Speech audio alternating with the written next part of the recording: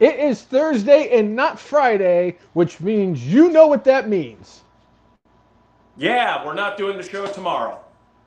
Yes, we're Yeah? doing it right now. This is not a figment of your imagination. This is not a mirage. You are not having sleep deprived hallucinations on a Thursday, 2 days after staying up all hours of the night for the presidential election. No, it is Thursday and it is episode 380 of everyone's favorite wrestling podcast, The Effin' Bucks. I'm Jay. He is the hype I man. am I am the hype man. I am the brainless one, and I could go on about what happened this week, but that's not why we're here. We're here to talk about wrestling, Yeah. and we had a hell of a freaking show on Saturday for the Crown Jewel. We will get into a little bit of that. We also had a very special edition of NXT last night, where they were paying homage to ECW, which we will get into that, which also means they were competing against AEW, and unfortunately, we will not be able to play my favorite game, lane that segment to see which one of the many segments that they had helped them get over the 520,000 threshold for the evening. But we got a bunch of other stuff getting into. Cousin Jay, where do you want to kick off this week? You know, I,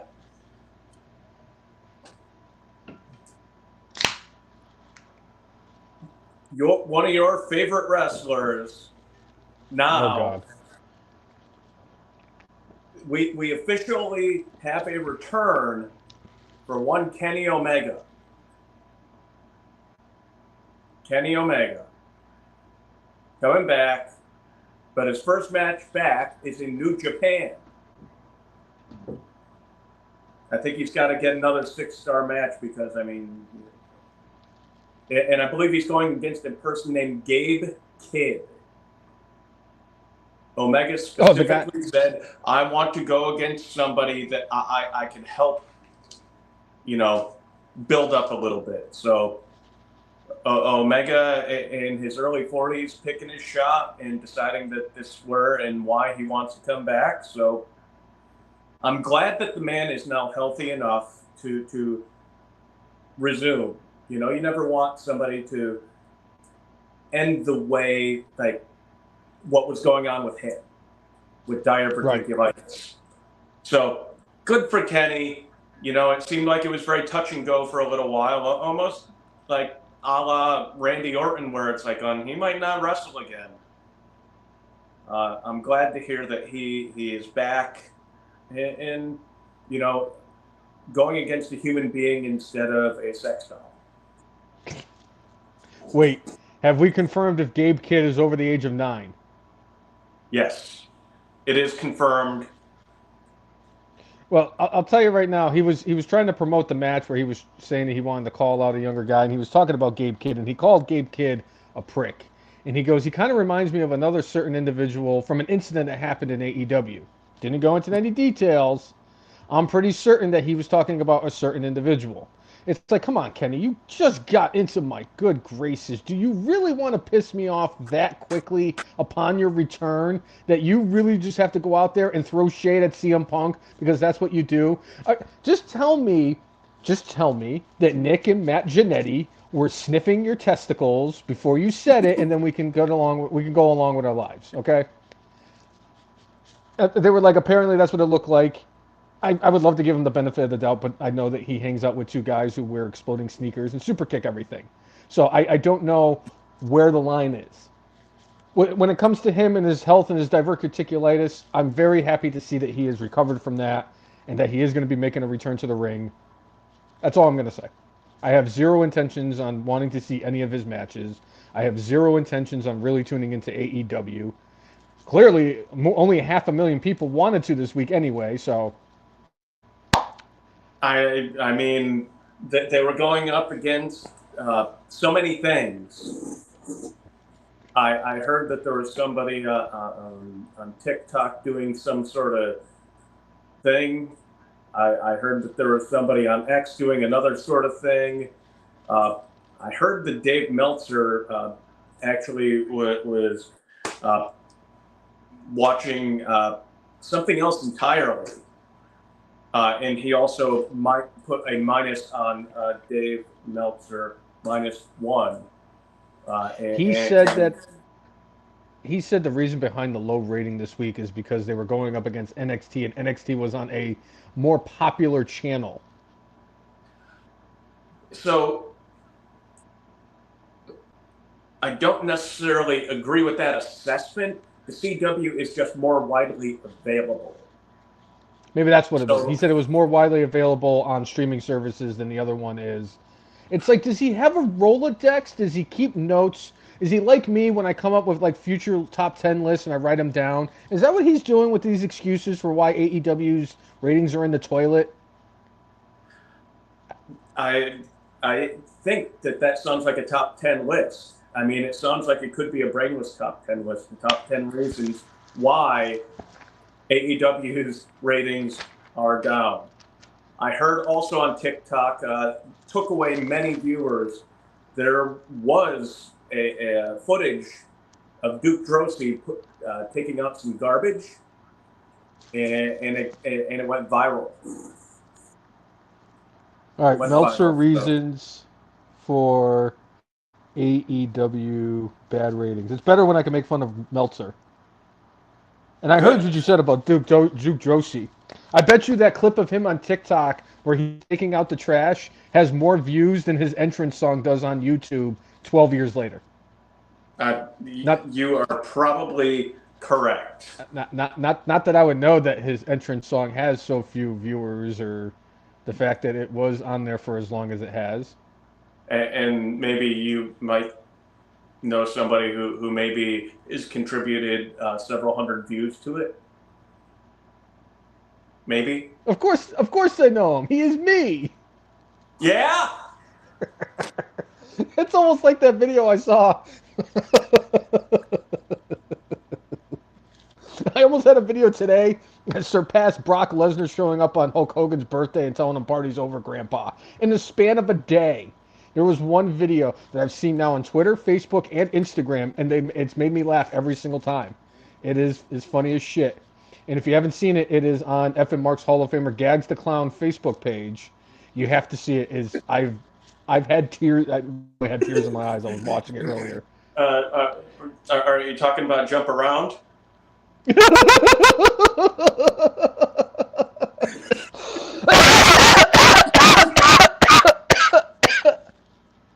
I think we got a bingo here, Clark. I think we got a bingo.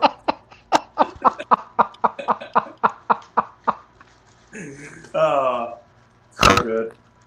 I need a second. I think this is going to add to the levity of this whole thing right here. AEW, starting in January, promises to upgrade to a more sports-style presentation as far as what they do. You know what? I have strong memories at the very beginning that they were going to do a strong sports-style presentation. Sounds about right. How is it upgrading if you're going back to what you started with? How are they upgrading? Like the same way when Dom Mysterio. Like, how are they upgrading? Does this mean we're no longer going to show them blading on TV? Does this mean we're not going to hear the referee yell 90 seconds for a time cue? Does this mean that, like, we're not going to get are we going to get super duper exploding sneakers? Is the ring actually going to blow up this time when Eddie Kingston's in there? What's the upgrade? Is that more sports style? Wait, hold on. Maybe. Instead of John Moxley cosplaying as a porcupine, he's going to cosplay as, I don't know, let's see, what other, like a mascot maybe that's sports related that he can portray. John Moxley, I see. Well, I was thinking more of like the pro sports, mascots. Like Oh, what pro sport mascot would fit definitively with John Moxley? What team in all the four major sports best exemplifies John Moxley? And I'm not going to say the Dallas Cowboys because they're trash, but I'm just curious because then they would be the Duke Drosy of professional wrestling or of professional football, the Cowboys. How about them boys? uh, it's not coming to me right now, but I'm sure that there's somebody and something out there. And that's to everybody that's Yeah. tuning in right now. If there's any pro sports team that you would say would be the best representation of what John Moxley is in AEW, please chime in. We want to hear your thoughts as well, because the human walking porcupine is not going to be able to be a walking porcupine with freaking skewers sticking out of his head if they want to do a sports-based presentation. That's what I'm getting at. So if he wants to Okay. clown around and put like a bunch of like Rams, horns on him, or just look like a, oh wait, no, we already have a Viking experience in WWE, so he can't be the Vikings. Yeah. He could be the bear. He's the Bears. Hot garbage Bears. Aren't they Sorry, over Chris Brown. 500? I mean, they're not doing as well as Doug is in fantasy. Doug's 9-0. I'm 8-1 in one of my leagues. Yeah. That's because the dumb fucks in my league let me draft Lamar Jackson, Derrick Henry, Justin Jefferson, and Malik Neighbors. Hmm. And that I was the bet they would same have league let that you get Danny Dimes too. he's still out there. Nobody wants him. That was the same league I did in Yahoo where the dude drafted nothing but Washington Commanders and called himself the Washington Redskins. And I forgot about that until I realized I'm playing him again this week. I mean, I think you know what, Moxley could be a mascot for the Chargers, right? Right, right, right. Right, right. Well, I mean, the Raiders. I mean, now that Blackpool Combat Club is officially now called Death Riders, That's what they're called now. they're the Death Riders.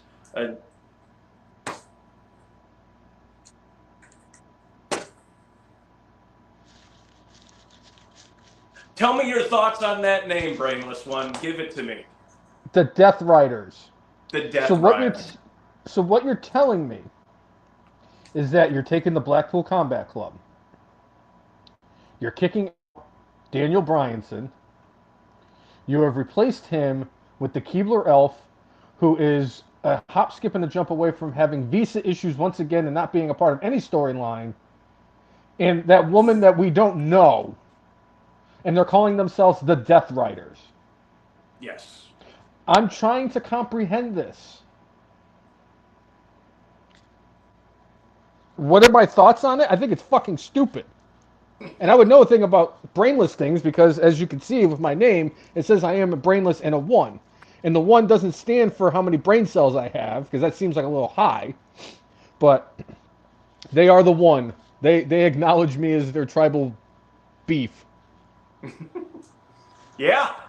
But, like, the Death Riders, really? Death Was there Riders. not another Arena Football League team that could have stolen a name from? Oh God. Um, It's AEW's in the mud. I think We're gonna that would have probably been a better idea. we're Or take an going to get XFL team name. we're gonna get that Tony. I'm telling you right now, we're gonna get that Dark Side of the Ring episode on AEW, and that thing's gonna hit like crack with Tony Khan doing his best Herb Abrams impersonation. It's going to be tremendous. I cannot wait for this because it's going to happen. There's no way. And this is on top of the fact that Mercedes Moné came out this week and said she wants to do an all women's wrestling show every week.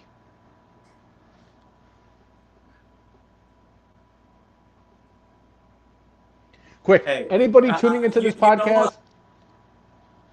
As a child that grew up in the 80s, I remember Glow. I tuned in and watched Glow.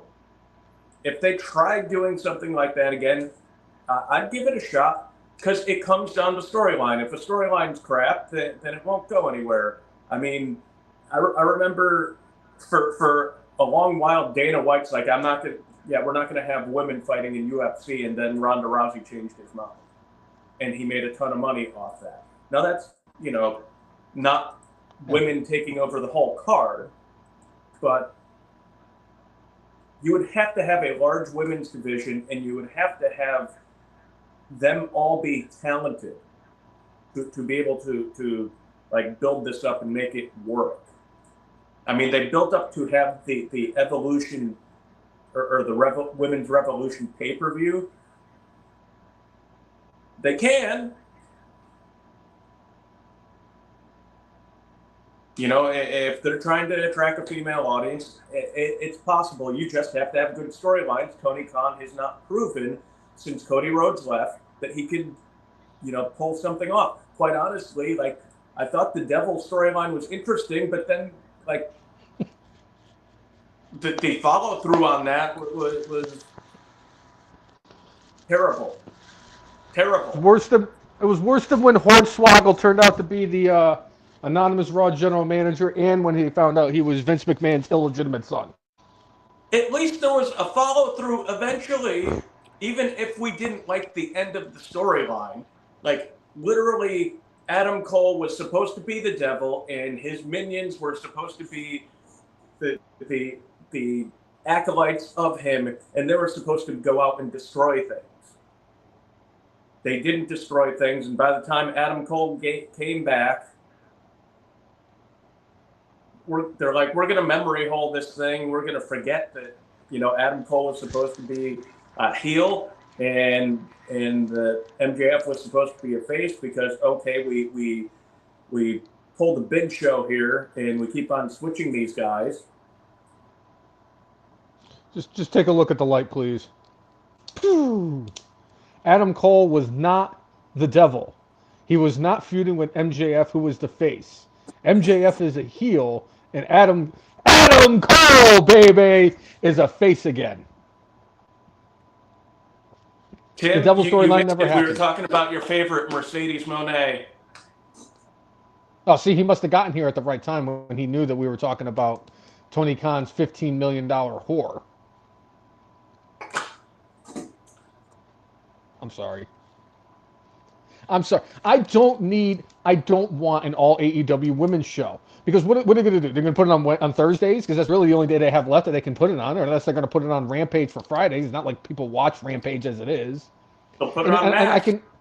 I can assure you that Mercedes Moné and the rest of the women in the AEW women's division could put up Rampage type numbers where they're putting up 186,000 views every Friday night after SmackDown.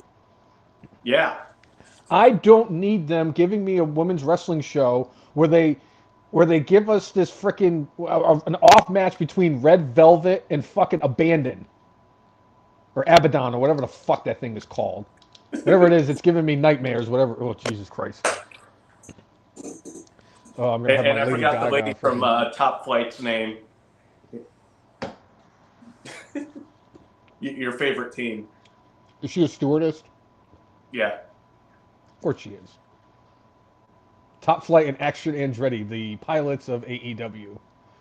They're going to fly to the top of the card. They could probably take their flying licenses and fly their way to NXT and have something to do there. Yeah. Poor Dante Martin, too. He has that incident in that match where his leg completely crushes when he had that spot with the ladder and comes back and Tony Khan's like, hey, man, it'd be a great idea if we turned you guys in Top Flight into pilots. And we can bring in Action Andretti. But instead of him being a race car driver like Thurman Sparky Plug, he can, hold on, he can also be a pilot. You guys can get high.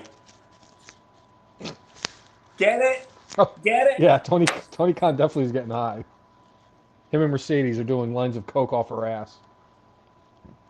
Tim said, I'd watch Toni Storm versus Mariah May versus Sky Blue in a triple threat match. I mean, that could be a great match, but I don't think we could continuously have a women's show where that's the only match they have. Yeah, I would The watch only it too. matches I think that work well that way are Seth Rollins in a gauntlet match and Kofi Kingston in a gauntlet match. And the New Day Those versus could the be Usos. successful. Um, but, an hour or two every week of a triple threat match between those three, I just don't think it'd do the numbers. See, the problem would be is that Mercedes would get so upset because there'd be an all women's show and no spot for her, and the only match that she should really be doing is a hay on a pole match against Aubrey Edwards. I am just full of. I mean, I went 20 minutes and I've just gone full freaking throttle hatred towards AEW. This might be the One fastest thing. and the longest. Oh, go ahead. Oh, I'm just saying that this is the fastest and the longest I've ever gone into a podcast where I've just absolutely brutally destroyed AEW in every facet of every conversation we've had about them. Kenny Omega's. Can we have a stipulation into a Sasha Banks match where if she loses, she can't talk for 6 months? Oh, I'd have her like Kurt Hawkins then. If every time she lost a match, she wasn't allowed to talk for 6 months, she would go on a Kurt Hawkins-esque type of losing streak where she would lose like 119 matches in a row. Just because I would never want to hear her talk. If that was the stipulation, every time she lost a match, she wasn't able to talk on the microphone until she wins her next match, she would be reverse Goldberg. She would be 0 and 173 as far as I'm concerned. Because the last thing I want to hear that woman do is talk. I am sorry. I can't stand her. She was never good on the mic. She's much worse now in AEW on the mic. And I can pretty much guarantee if she was on that show last night on AEW, she was one of the main cogs that probably drew like a 382 on Dynamite.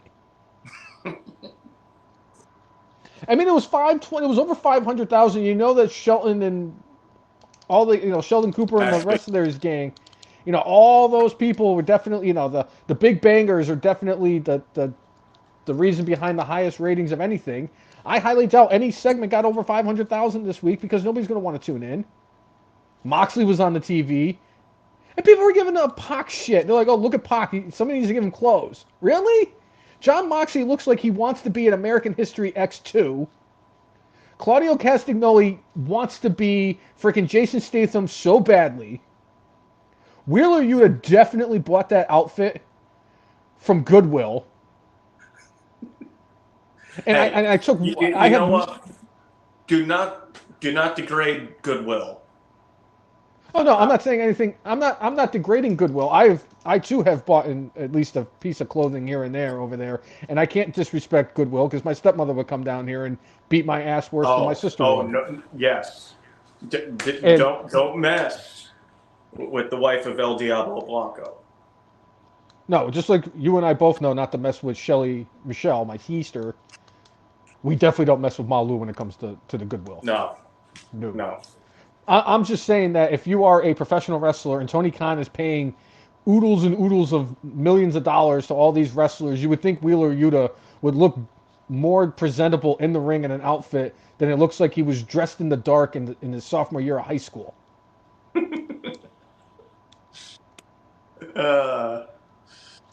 And I don't even know what the hell Marina Shafir was wearing because I don't know her, so I didn't know who it was. You don't know her. That joke's going to keep on living, just like we can't see John Cena. I saw a thing. This is rumor. I'm highly suspect of it, but it says that John Cena's last match is going to be against who's the Japanese legend who's also retiring next year. Oh! Was it? I think Nato or Tanahashi. I think it's Tanahashi. Supposedly, January 2026, it says that they've agreed to face each other. Oh, I have a hard time believing that with how much of a company man he is, John Cena, that is. Yeah, but that would be the biggest FU to AEW if John Cena went to New Japan and wrestled Tanahashi in his last match. You got to. I mean, I don't care how much time John Cena tips the company line. He's John Cena. He knows whatever they need him to do, he's going to do it. John Cena. But they're also not the only two people whose careers are going to be coming to an end rather quickly. as it was announced over the weekend that a man who we just mentioned, with his 173 consecutive wins winning streak in WCW, Bill Goldberg, is now scheduled to have his last match, his retirement match, in WWE. Cousin Jay, what are your thoughts about Goldberg having his retirement match in WWE? And is there anybody in particular that you would like to see Goldberg wrestle in that final match? If we want to have Goldberg to have at least a reasonable chance for a reasonably decent match, it should be against Gunther. It should be. I think for me, I would prefer him to go against somebody like Braun Breaker. I want to see the old bull and the young bull beating the holy hell out of each other. I agree. I think it's one of those two, and the only other suitable, alternative for a third person would be if they made a call to TNA and had him wrestle Dolph Ziggler one more time, like they did at SummerSlam a few years back. I know Dolph doesn't want that match; he made it abundantly clear on Twitter. But Yeah. please, just strap it to my veins, baby. Give me the Dolph versus Goldberg again. You know I'll be all over that shit. Yeah. Yeah, I love that match.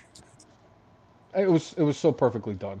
They did a lot of good for Goldberg in this return, run he had, where he did the Kevin Owens thing, and Goldberg is forever indebted to me for ending Captain Cupcake's first title reign, the same title reign that we got the face of the Cupcake Eater, Yes.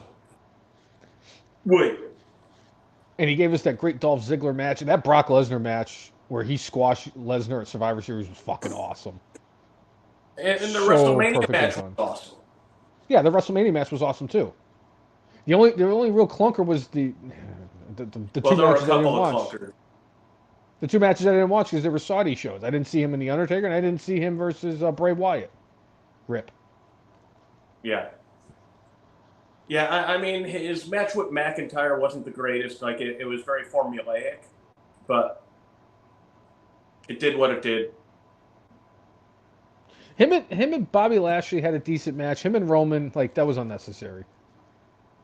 That should have been his retirement match. The fact that he finagled another one out of WWE is whatever it is.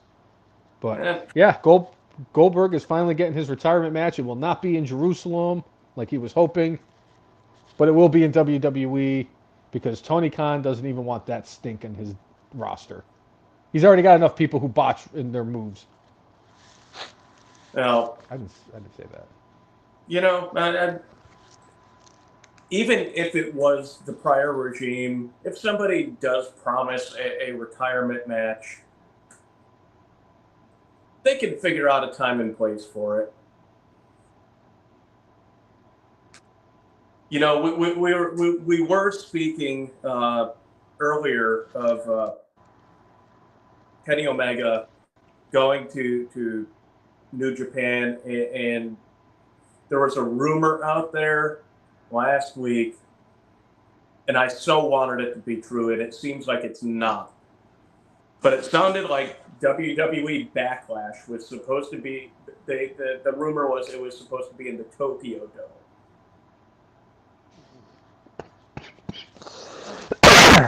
So they would. That's the perfect way for WWE to force Dave Meltzer to give them a 5-star rating. They would have to do like Seth Rollins versus Cody or something to that kind of extreme type of match with two wrestlers, or see if they could put in a call to Tony Khan and see if he can get Okada and Omega so they could wrestle in the Tokyo Dome and get 37 stars. Because God only knows that when Kenny Omega comes Gunther back, against Drew, or Gunther against Sheamus, or I mean, you could put Gunther in a whole bunch of matches, and he'll get 20 stars. shit, you could put him in the match with the blow up doll. It'd be better than Kenny fighting it. Because we all know that Gunther ain't fucking the blow up doll after the match.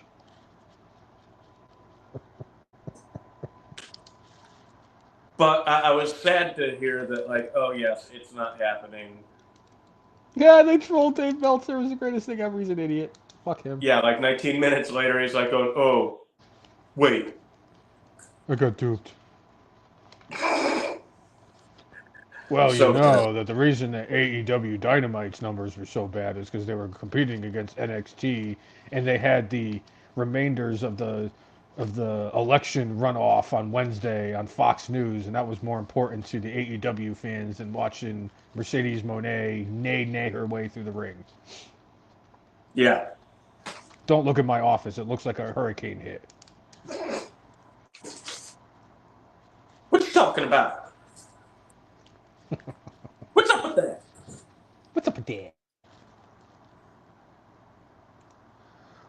All Well, right. since I don't even know how the hell we're going to even transition from that. It's hard to transition from Kenny Omega without like mentioning blow up dolls and 9-year-old Chinese girls. So we will do our best. Right. Well, since we were Speaking talking of about which, Goldberg and those, oh, yeah, that's me. It's ADHD right out the window. Want to ride kites? yeah. Yeah. Speaking of, we were talking about Goldberg, um, and they're celebrating Goldberg having his last match 2025. This upcoming Monday on Raw, we will be celebrating the 10-year anniversary of the New Day.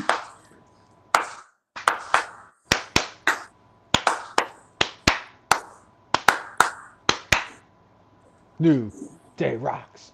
New Day rocks. Cousin Jay, what are your thoughts on the New Day getting their flowers on Monday? And are we going to see the final turn of one of the members of the New Day? What I'd really love to happen, I think everybody would love to happen, would we find out the Big E is actually medically cleared and he's coming back. Oh, please, I need that. And honestly, I'm just looking forward to hearing him. Don't you dare be sour! Like, I gotta hear Oh it. yeah, that the whole shtick is worth the price of admission in its own right. I just want to hear that Monday, even if he's not medically cleared. I just need to hear, oh, wherever the hell they are. Don't you dare be sour.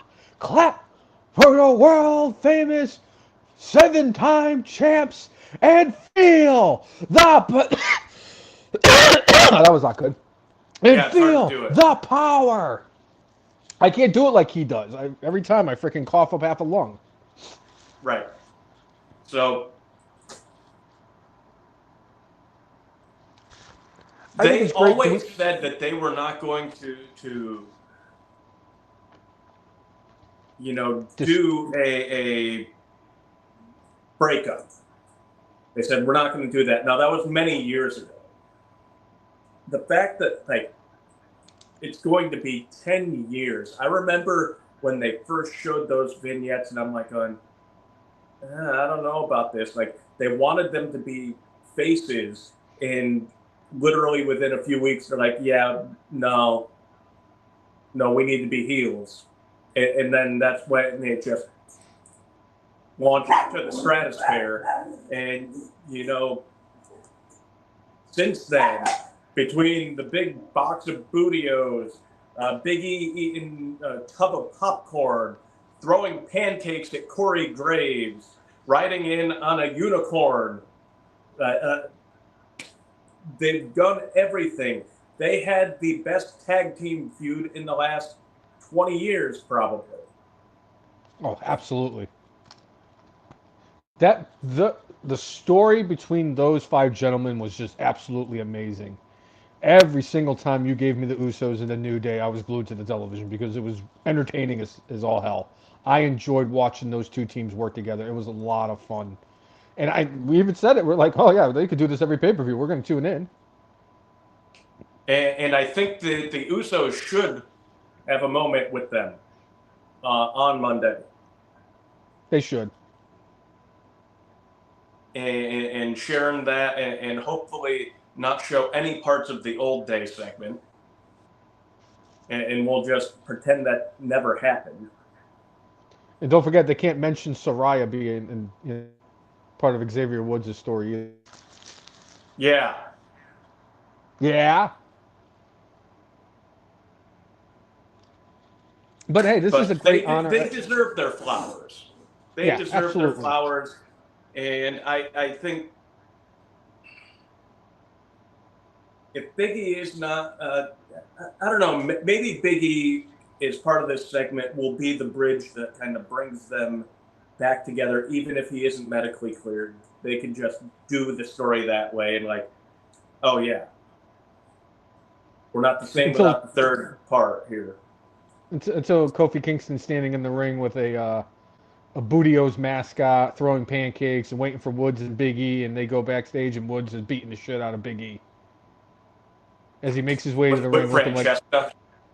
yes with Francesca, and he makes his way to the ring a la Eddie Kingston did in that blood and guts match where he was about to set I think it was Chris Jericho on fire.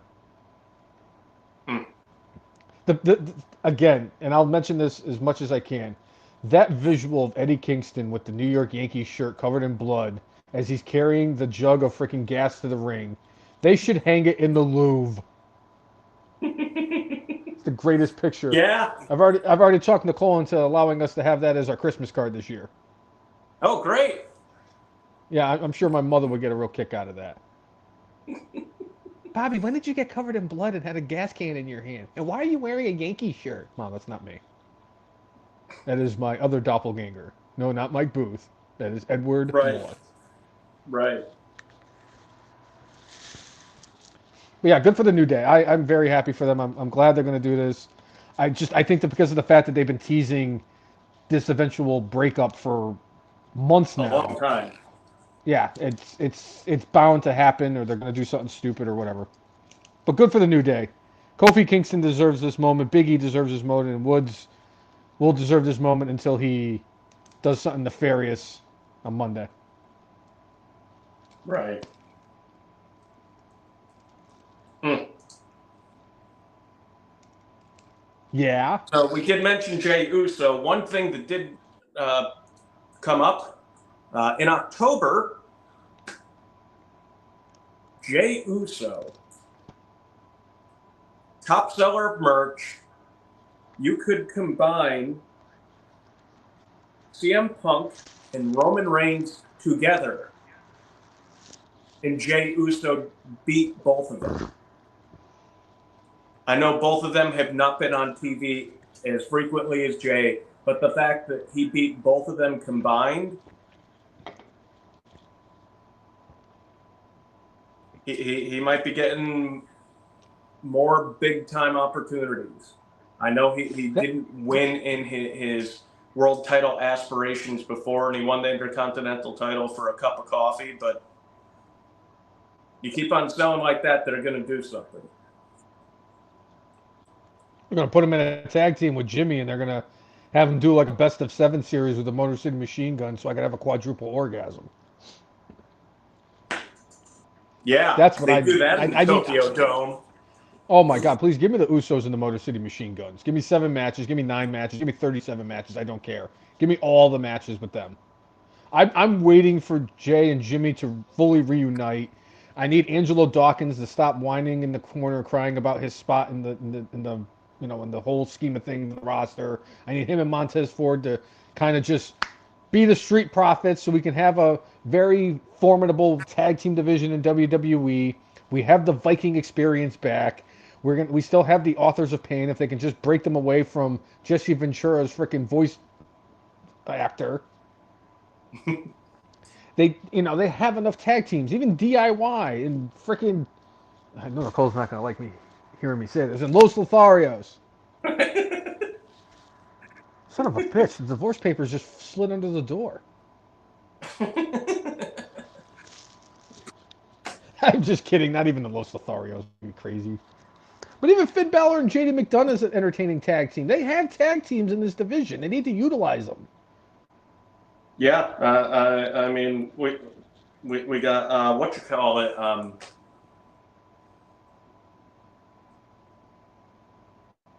A Train Down Under, Oh yeah, A Town Down Under. A Town Down Under. Yeah. Yeah, the what's his face? Ugh. Grayson Waller and freaking Fiend Mask. Yes. Fiend Mask face.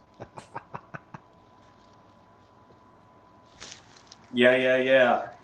I'm going to hell. Who's coming with me?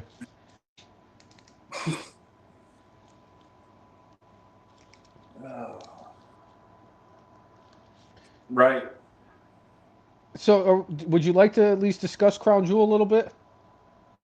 I mean, I don't know too much about what went on, except for I don't even know all of the results because I'm like, eh. I do Okay. know, the world heavyweight title winner. I do know the bloodline winner. I do know the women's world title match winner. Yeah, we don't need to discuss Nia Jax and Liv Morgan. The fact that it was bad enough that freaking Nia Jax was in the match. The fact that they had to bring the rack back out too, just to make it the absolute worst thing they could do to the Saudi Arabians. So honestly, you know what? Fuck them. Now we're even for what they did. We gave them Nia Jax and the rack back. That's what they get. Fuck them. What they did by giving them the rack back, the fact that they gave him the rack back and Nia Jax is almost as bad as Germany getting the Giants and the Panthers at 9:30 on Sunday.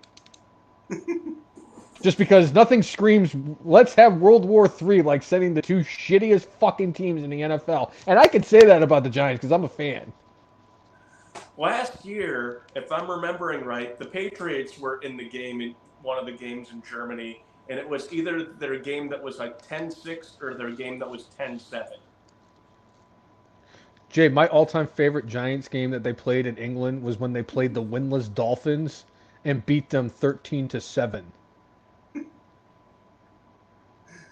Oh, I'm so thrilled that the Giants are going to be playing in Germany because I already know that there's going to be schnitzel shot at my house at some point just because I'm a hop, skip, and a jump away from not one but two military bases in this freaking state. So I already know that I have if they go after I don't even know which Fort Eustis or Monroe, whatever the hell it is, and Well, you Norfolk got Fort Naval Base. Eustis and you got Langley. That's it. Yes, and Norfolk Naval Base is a hop, skip, and a jump away too. So if they decide to pepper frickin' Virginia with Wiener Schnitzels, I'm definitely going to get pelted by them. Yeah. But like, it's the match. I don't even know. I didn't even see the match. Didn't want to see the match. Had no intention of seeing the match. All I know is that they brought. I saw on Twitter that they brought out the rack back, and I said, "This is fucking awful." It's bad enough that you have the only person who has ever gone from heel to super heel, but now you have the person who, on their return, botched the finish. She fucked the finish herself on a match that she had no influence on, and she fucked it up. She's awful, awful. Do you hear me, people? Awful. The rack back is awful. So is Nia Jax. But Liv Morgan went over, surprisingly. I don't know why or how, but she went over. We had Kevin Owens and Randy Orton in a match that never took place.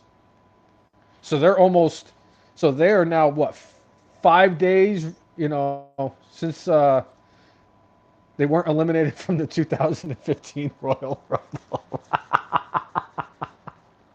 So, They're still going on. Clearly, we know exactly what happened here. Oh, of course. Orton is a cupcake thief. Why else would Kevin Owens be so mad? It's either that or Randy Orton took the last cupcake in the box and instead of eating it, he threw it in the trash in front of Kevin and Kevin snapped. That's the only reasonable explanation is that Kevin Owens snapped because of cupcakes and beat the shit out of Randy Orton, but really ended up getting this. I mean, they beat the shit out of each other all over the arena. It was fun to watch. Well, maybe Randy licked the cupcake. Although I don't know if that would stop Owens. No, nothing would stop Owens from eating the cupcake except somebody else eating the cupcake. Except for if it's in the trash. Unless Duke Joshi was the one to put it in there. Yeah, but I mean, they beat. And they beat the shit out of each other. And we even said it like, if there's no way that they're going to do 7 matches. If they've been doing 5 matches at premium live events for forever and ever now, they're going to have 7. No, either it's going to be a squash match or they're not going to have more or less a squash match. The fact that Owens and Orton never even got started just is crazy. But it made sense. It prolonged the story, and I'm just so glad that Kevin Owens was able to get paid to show up in Saudi Arabia and not wrestle a wrestling match, just like QT Marshall was, for the longest part of his career. Got to keep throwing those shots at AEW when I can. He said something about when I think it was before AEW. He was like, I had to try out at WWE, and I just didn't have a good feeling after it. And it's like, That's right. Apparently, when he had his most recent interview with WWE about a return, he said that. Oh, what did they say? Oh, they rubbed him the wrong way. So I can only construe that as one of two things. Number one, Vince McMahon was the one who met with QT Marshall. Or number two, it went like this. Hey guys, I'm a star in wrestling. Wait, aren't you the guy who made 4 appearances in NXT, losing all 4 matches with 4 different names? Well, I was in charge of the factory. The fuck is that? Ugh, they rubbed me the wrong way. You don't realize how big of a star QT Marshall is. Yeah, you're such a big star, dude. You're taking on a dude from TikTok. The Costco guy. Whatever the fuck a Costco guy is, that's what you're wrestling next. Cody Rhodes is the WWE champion, and you're wrestling some dude who shops at Costco.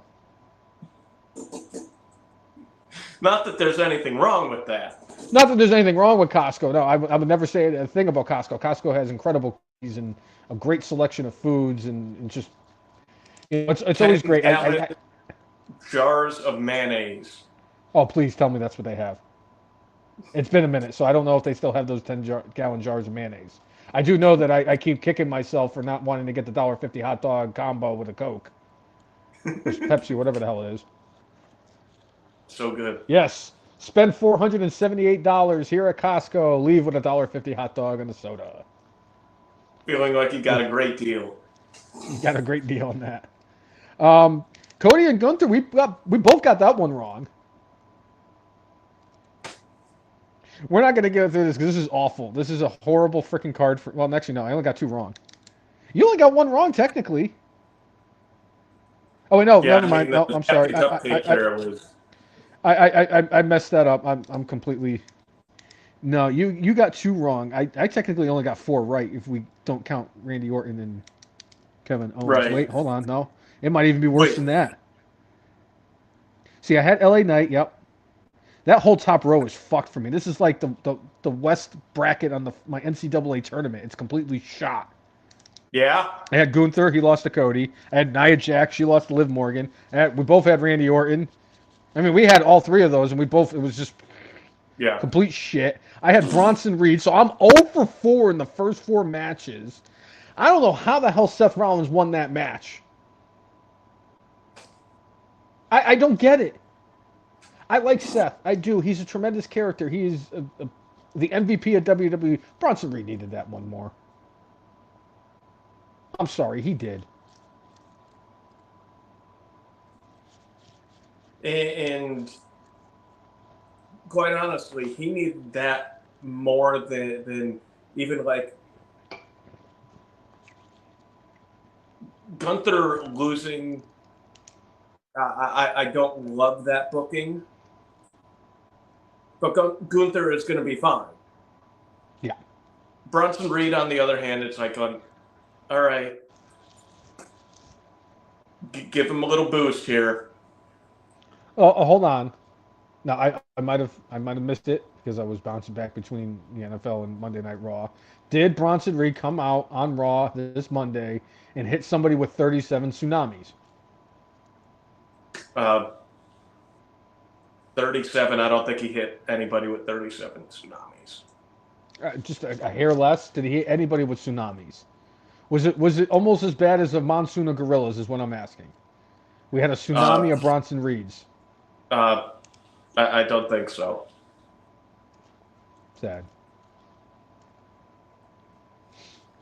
Well, then I don't know. I haven't figured out the booking decision. I did think it was cool that they did the super curb stomp from the top rope that he hit him with. I saw it on. Pretty cool. I like the finish. I hate the outcome, but I like the finish. Let's just put it that way. They had a great match too. Mm. LA Knight did retain his United States Championship against Andrade and Carmelo Hayes. Yeah. Score one for the good guy. You actually had Seth Rollins, cousin Jay. Look at that. That's a hell of a That call. We had the women's fatal four-way tag team match with Chelsea Green and Piper Niven, Jakara Jackson and Lash Legend. I don't know what they're calling themselves, but all I know is that if they're going to hold up to the main roster, be prepared for Noam Dar. That means they got to bring yeah. back Alicia Fox. But yeah, they also had the damage control. That looks like a B. God damn, no wonder why I can't freaking read this shit. What? Damage control. And they had Jade and Bianca. Jade and Bianca, no surprise, retained the women's tag team titles. I enjoyed that match. I really have. I've thoroughly enjoyed the women's tag team matches that they've had at these premium live events. Every single one of them has been entertaining as hell, and this one was no exception. They had a lot of cool spots on there. You kind of knew this was going to happen with Io Sky and Bianca Belair, and even Chelsea Green being a part of this match. They were going to do some crazy shit. And look out for Jakara Jackson and Lash Legend. Those are going to be two women that you're going to be seeing a lot of. They're going to be making huge waves in WWE. Lash Legend was the woman who was blowing away all of Bianca's records from the combine that they did down in NXT. She might actually be bigger, stronger, faster than Bianca Belair. The new EST. She has one hell of a power bomb too. And I'm not saying it like when I say this, like she has a hell of a power bomb for a woman. I don't mean that as like a disrespectful thing. Her power bombs, like she's got a better power bomb than like 60% of the dudes out there. It's phenomenal. It's the best power bomb I've ever seen a woman deliver to any human being. It's great. She's got a bright future in WWE, and I'm glad that she's been getting showcased at the premium live events like this. I'm glad that she's getting TV time. This is the only way that your stars are going to get exposure, and they're doing it, and I think it's great. And then the Bloodline 2.0 actually went over on OG Bloodline. All I know is that Solo Sikoa pinned Roman Reigns, and now everybody's pinning Roman Reigns.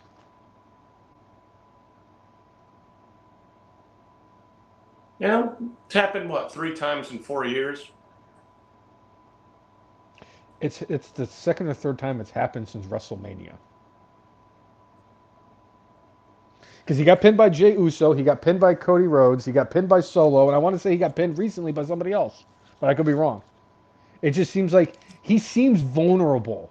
This isn't the same guy who was champion from 2020 until a few months ago. This is a guy this is almost like pre-COVID Roman, where nobody could stand him, and he was kind of more vulnerable. It's like you built this guy up, you made him champion for over 3 years. He was unstoppable, and he comes back, and he's losing to Solo Sikoa. They have to keep the storyline going. Why? They don't know what. No, I'm done. Honestly, I'm done with this whole Solo Sikoa being whatever the fuck he's going to be doing. I will say this. One thing I thought was interesting was they did the tag team match, or the six-man match. And after the match, it looked like they had the numbers game against them. They were getting their asses kicked, and then Sami Zayn's music hits. And I was like, it was funny too because I was thinking to myself, Sami Zayn would be one hell of a call here. And Sami Zayn came out. He got the huge pop in Saudi. They had the situation where they took out Jacob Fatu, Tama Tonga, and the other fucking clown who sucks. Go play for the Jets there, Tongaloa. And they had the numbers game. They caught up. Sammy went in there, and they had a situation where Solo was in the ring, and all four of the other guys were standing in the corners.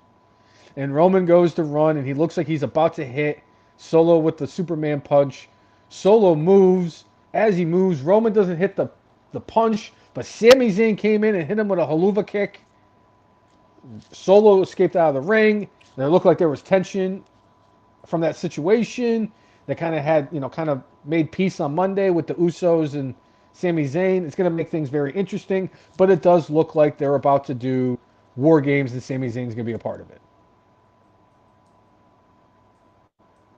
I need Dwayne.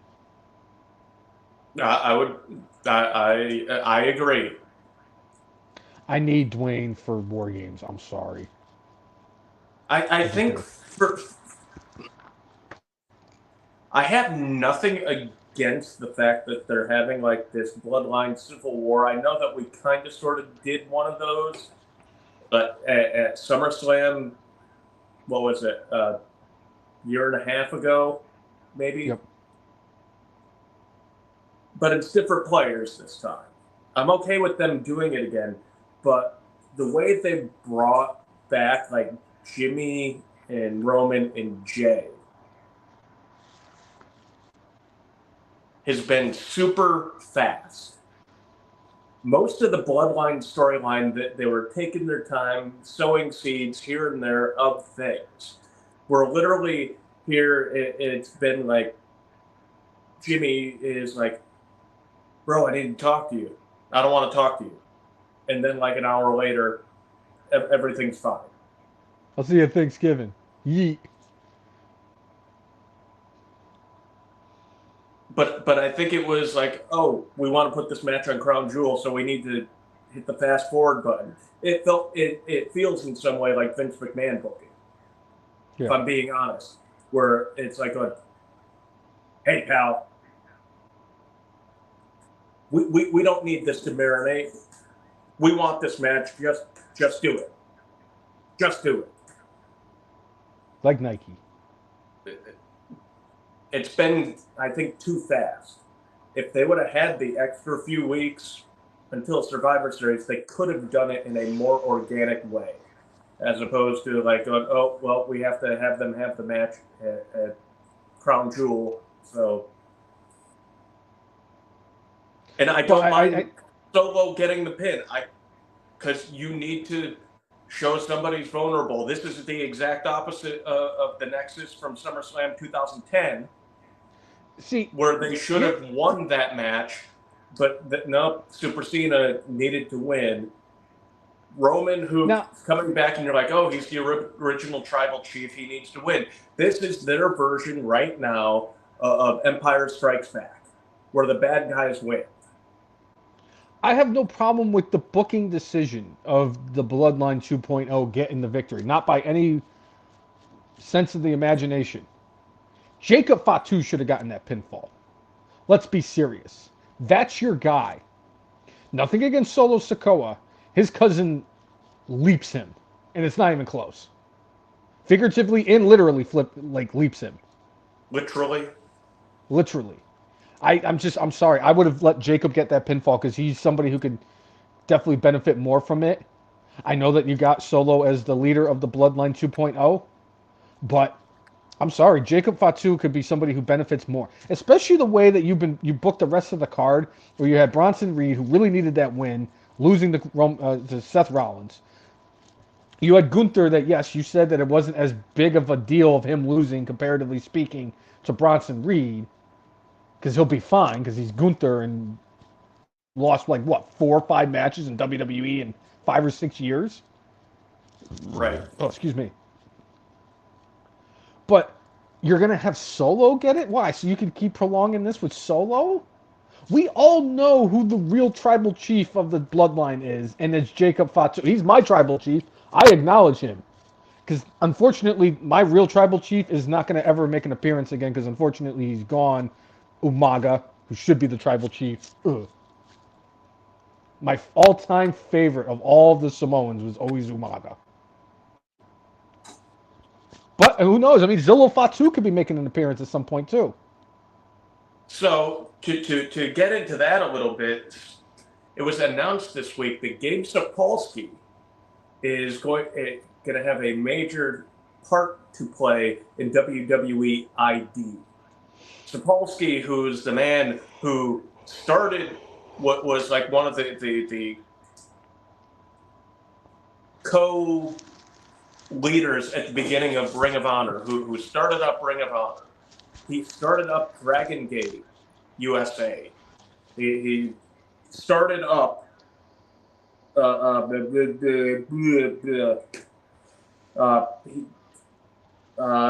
started Evolve Wrestling. He was part of ECW.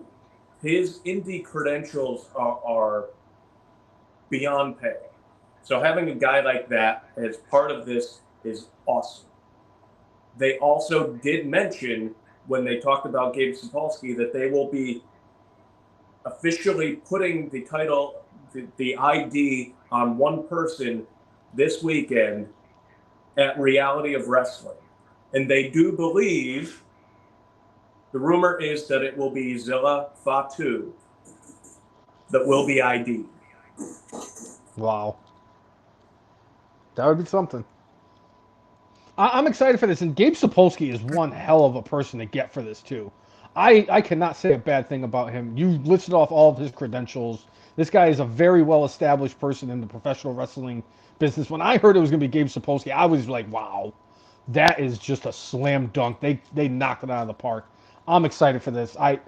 And I'm just one of those ones, like I said, when they started doing Collision on AEW, and I was still watching that garbage program. I said, give me all the wrestling you want. They can give me. You want to give me wrestling on Saturday nights? Please. I remember when WCW gave me wrestling on Saturday nights. I remember when WWF gave me wrestling on Saturday nights. Give me wrestling on Saturday nights, not this crap bullshit that you're giving me now.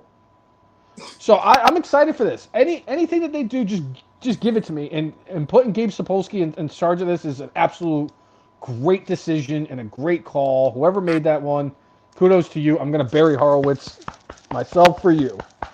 Yeah. I did not know that they were going to do that at the Reality of Wrestling thing, so that's going to be very interesting. Yeah, I think the show is it's this Friday or this Saturday. I think it's this Saturday. So. Saturday. Yeah. Yeah. So, we're talking about the future. We're talking about how Crown Jewel and how, you would have preferred to have the American Werewolf, be the one that gets the pin. Character-wise, it makes more sense for Solo to get the pin because you want Tribal Chief 2.0 pinning original Tribal Chief to show dominance over them. But I guess we'll get the real true look. And if you want to talk about Roman Reigns looking weak, well, part of it is because he doesn't have family around him. When he came back, he did not have his bloodline with him. So, yeah, he would be more vulnerable because he's built up through that. I think that just the wrestling fan in me would have just been like, oh, look at this. They're kind of planting the seeds down the line for a Jacob Fatu Roman Reigns match. Oh my God. Please, just give me everything with Jacob Fatu. There's not a wrestler in WWE that I don't want to see Jacob Fatu wrestle in some way, shape, or form. You're going to give me Jacob Fatu versus Sheamus? Yes. You're going to give me Jacob Fatu versus Braun Breaker? Yes. Jacob Fatu versus Gunther? Yes. Jacob Fatu one-on-one with Cody Rhodes? Yes. Roman Reigns? Yes. Randy Orton? Yes. All of them. Every single person. You want to give me him against Dominic Mysterio? Please.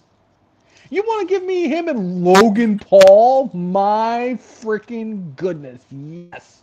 I want it all. Give me every Jacob Fatu match you could possibly have. Have him run through the entire locker room. That's what I would do. Nia Jax. You got him. You got a chance to do something with this dude that you haven't had a chance to do with anybody, and that's have him just rip people to shreds. Just have him go in there and just start ripping people's faces off and shoving them up their dicks. That's what we need from Jacob Fatu. Although, if he were to do that in a match with Hulk Hogan, we have no idea if he would rip off Hogan's face and shove it up Hulk Hogan's penis, or if it would up Terry Bollea's dick. You just don't know.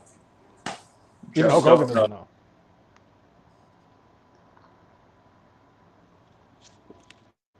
But that's we have this set up now for Survivor Series. I'm still looking forward to this match. It just felt like they hit the fast forward button because they had Crown Jewel. They rushed it.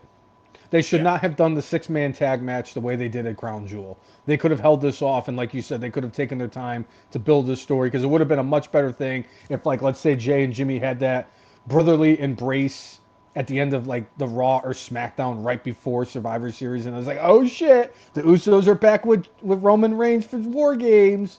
That would have gotten people all excited, and then they're like, oh, who's the fourth guy? You could have had freaking Sami Zayn come out this year just like they did with Randy Orton last year. Nobody knows it's Sami Zayn. All of a sudden, his music hits. People are going to lose their minds. It's Sami Zayn. Or the final boss. Or Dwayne. Dwayneage. Final boss.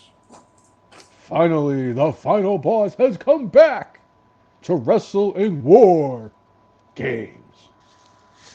So we mentioned a couple of these folks. So Netflix has put out their Christmas wish list to WWE for the superstars they would like to see on Monday Night Raw. And literally, they put both hands in the damn cookie jar. And they pulled out Cody Rhodes. Oh! Using smoke and mirrors. Oh! You're only smoking mirrors. And they pulled out Roman Reigns. Durner. Wait, hold on. That is potential future 9-time Marquee Award winner Roman Reigns for wettest hair. I will say this. I did happen to watch Bronson Reed versus Seth Rollins because I needed to see during the tsunami whether or not we actually got a Waters fill from the tsunami. I'm going to have to go back and look at the tape. We might have some serious competition, and not just from the OG Tribal Chief's cousin. Bronson Reed's got to is making a very strong case to win that He's award this making year. a splash. This is unbelievable. Yes. You didn't water down that joke or anything. No. But for the first time in 9 Marquee Award shows, Roman Reigns has some legitimate competition for the wettest hair, and I am just... every year, he wins it every year until he shaves his head. And the fact that this is the first time that of all the Marquee Awards, his wasn't the first, well, wasn't even the second one this year, because God only knows that Bucky Beaver gave us the greatest thing that has ever happened in wrestling at the beginning, it was literally the first day of the year. You're never going to get a mark-out moment that lasts 366 days like it did this year. Right. No fucking way. I mean, there's other things we can, like, if, I'm not even going to go there. Yeah. I'm going to be nice. Yeah. I'm going to be nice. Going to be nice. I don't want to jinx what could happen to the Young Bucks in any way, shape, or form. Yes. So the last name they would like to pull out of the hat is one CM Punk. They want to take those 3 people and have them on Monday Night Raw for clobbering time. If they were to do that, the only way that would work is if they moved Gunther to SmackDown, which I'm okay with. I wouldn't mind watching Gunther on SmackDown. I mean, not like it really matters because I watch both shows anyway, but I just prefer SmackDown as a show. I always like the color blue over the color red anyway. But yeah, you'd have to put like Gunther and... Fuck!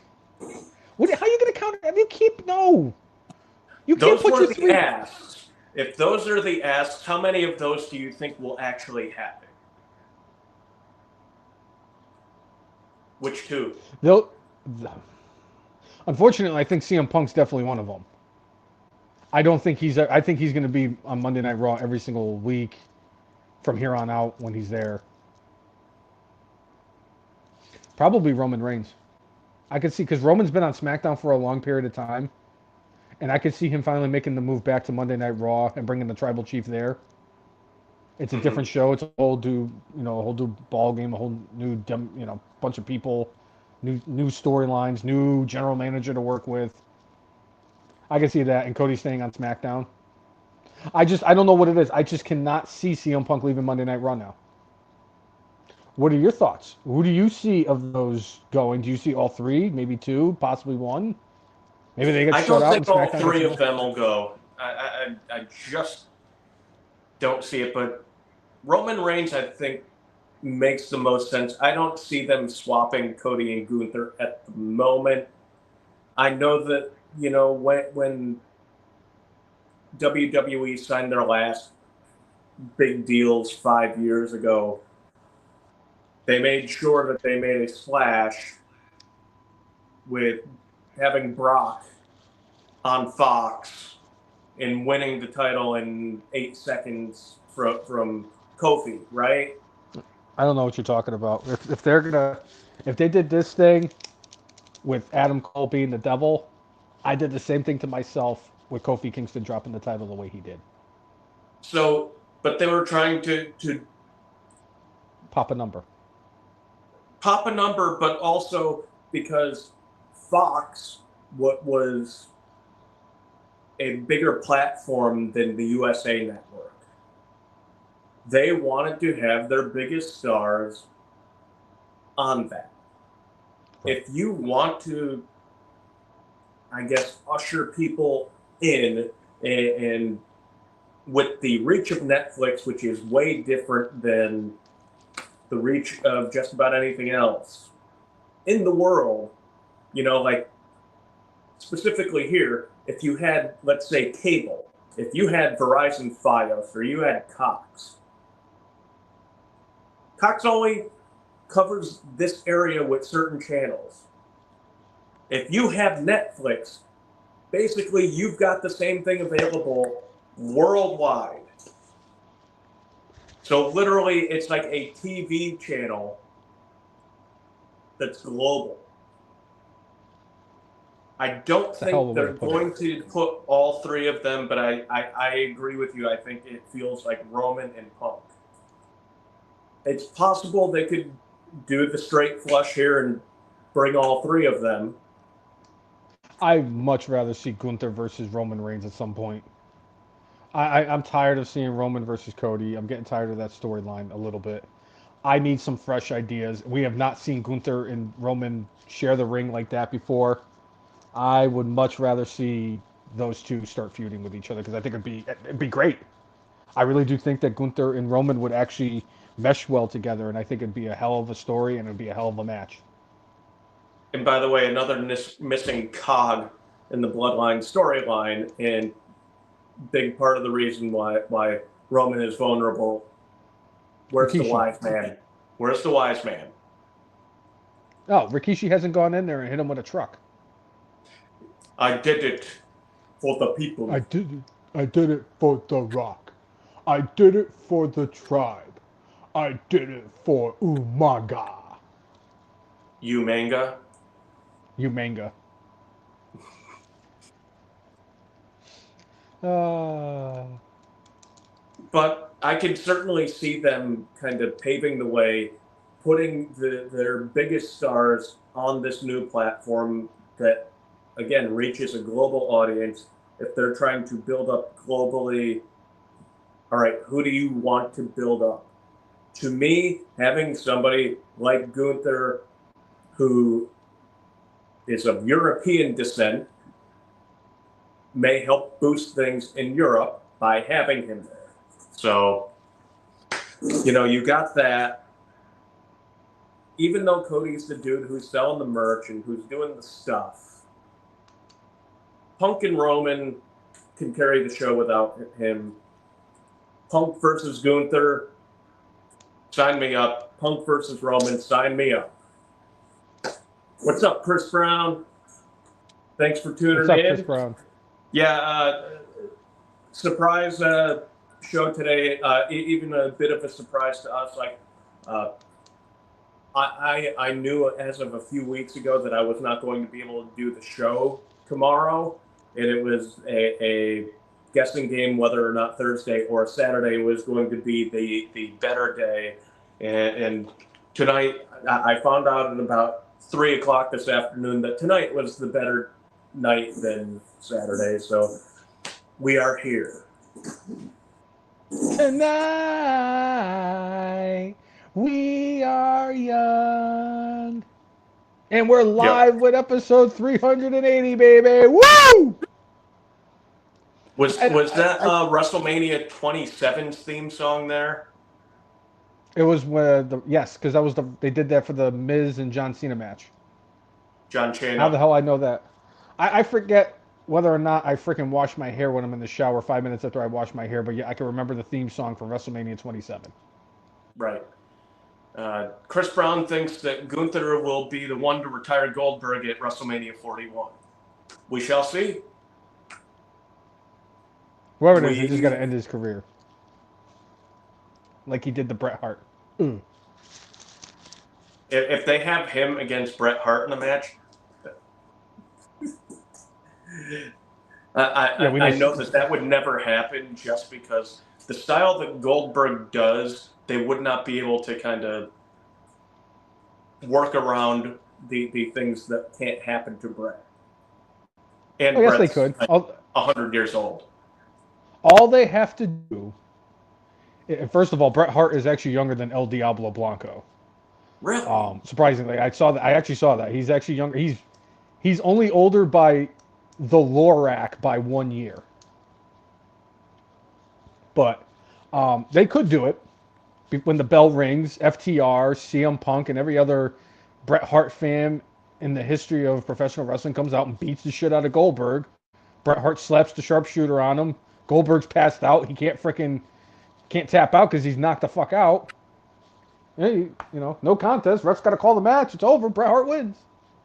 There you go. Yep. The Las Vegas screw job.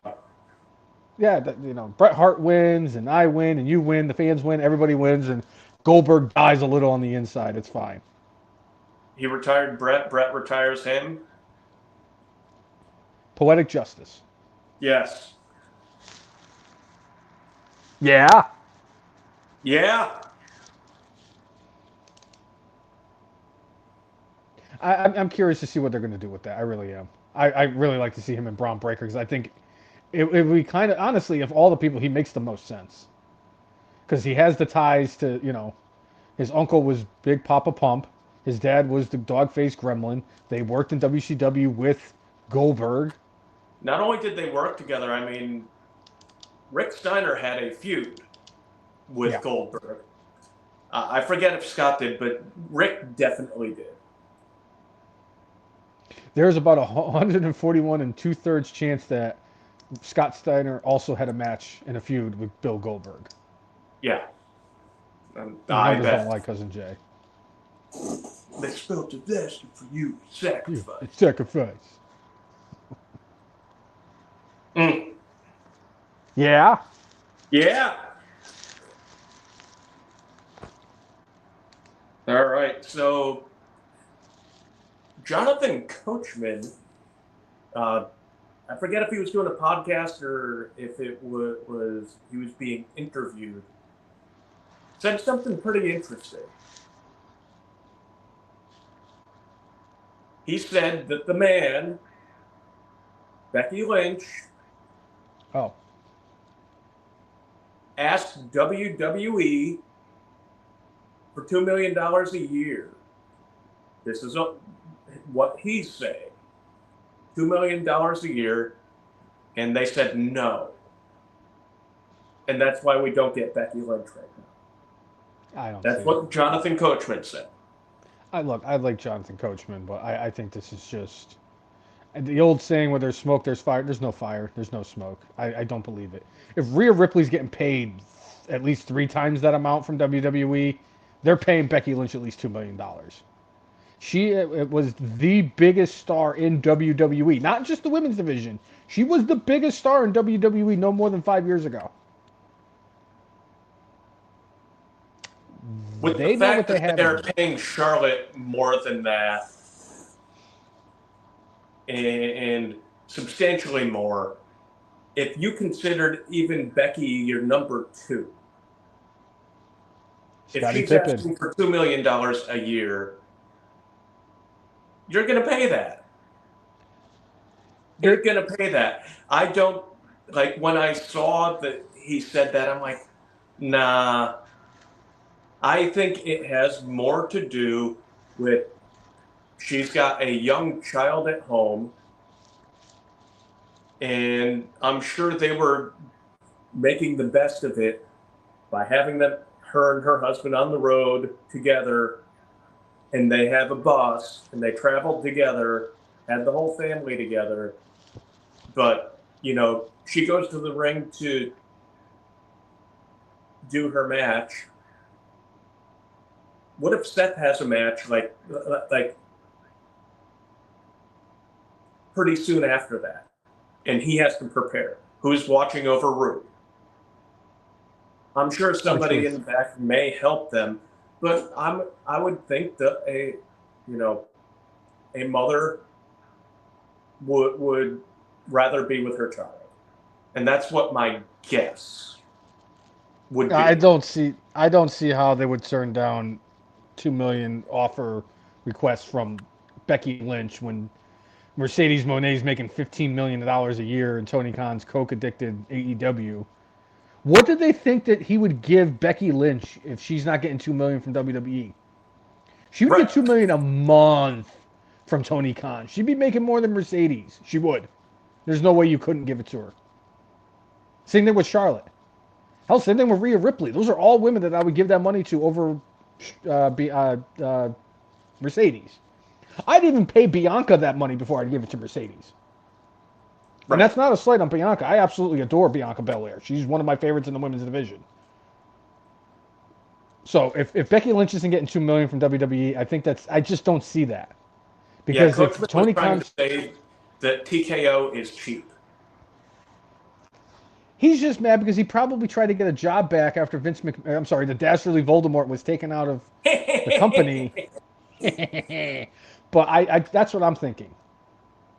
Because that doesn't make any sense. Why would she ask for $2 million? They say no, when Rhea Ripley is literally making 6 times that amount. I understand that Rhea Ripley is a huge star and she's very young, and you can build a women's division around her for the next 10 to 15 years. Again, Becky Lynch is one of the biggest stars that this company has had over the last decade. She main evented WrestleMania. She's one of the first 3 women that actually main evented WrestleMania. She was Becky 2 belts. She beat Ronda Rousey and ended her undefeated streak. Becky Lynch is a star. She's the reason for the women's revolution. If she wants $2 million, you're giving her $2 million. I'm starting to think I'm more with you on this, Cousin Jay, where she's out, hanging out with Rue and spending time at home being a mom than she really is about worrying about wrestling. And curious to see if Nia Jax would break her face again.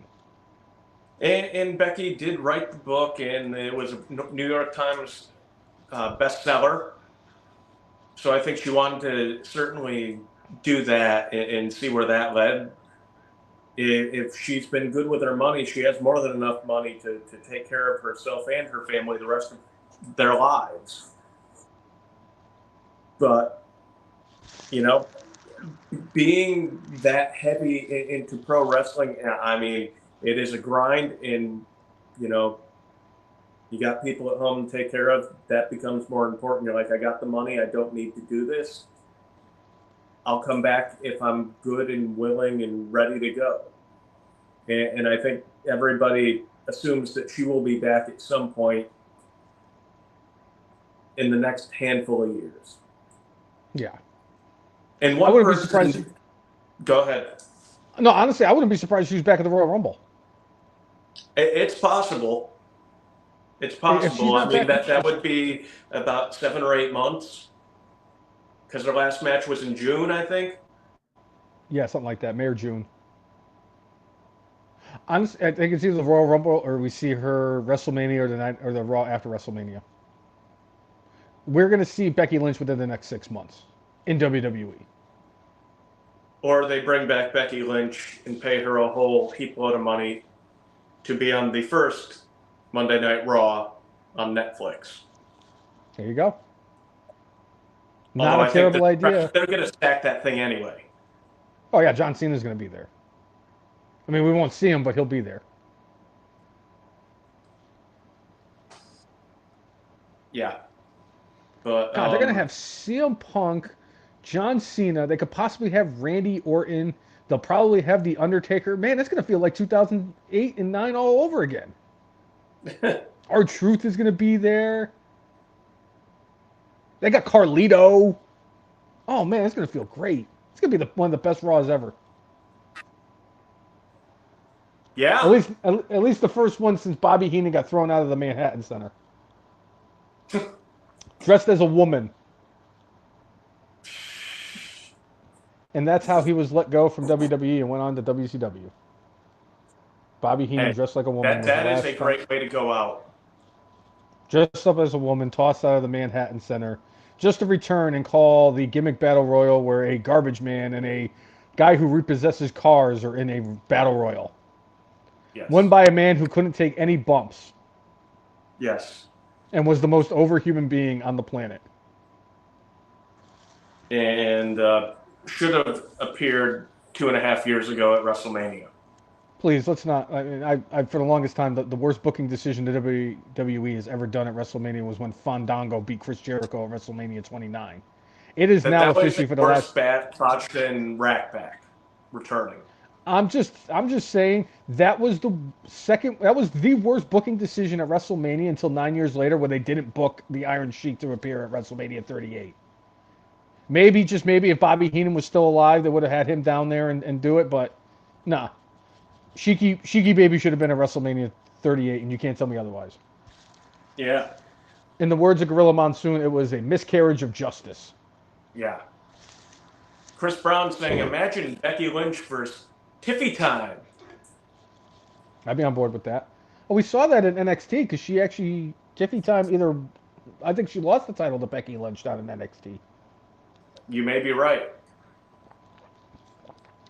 I think that was when Becky Lynch finally won the NXT championship because she never won it in her first run. Yeah. Not that I would know or anything. Just kidding.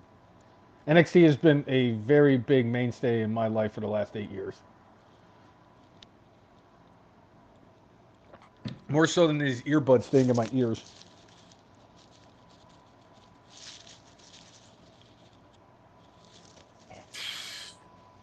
Right. All right. Anything else on your list, Cousin Bobby?